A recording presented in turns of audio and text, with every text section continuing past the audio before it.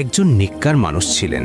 যখনই তার ক্ষুধা লাগত, না তিনি কারো কাছে চাইতেন, না কোথাও যেতেন।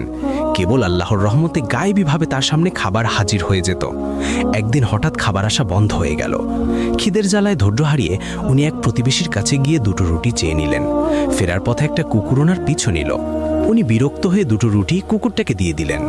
তবুও কুকুরটা পিছু ছাড়ল না, ঘেউ ঘেউ করতেই থাকলো। রেগে গিয়ে উনি বললেন, তুই কেমন বেহায়া রে! তোর মালিকের দেওয়া সব খাবার তোকে দিলাম, তাও চিল্লাচ্ছিস? তখন কুকুরটি বলে উঠল, বেহায়া আমি নই, তুমি। 2 দিন ধরে মালিক আমাকে খেতে দেয় না, তাও আমি তার দরজা ছেড়ে যাইনি। আর তুমি মাত্র একবেলা খাবার পাওনি বলে রবের দরজা ছেড়ে অন্যের কাছে হাত পাতলে? কথাটা শুনে লোকটির বুক কেঁপে উঠল। লজ্জিত হয়ে ঘরে ফিরে দেখেন ওনার জন্য খাবার এসে গেছে। আসল পরীক্ষা তো বিশ্বাসের। ধৈর্য ধরলে আল্লাহ কখনো খালি হাতে ফেরান না।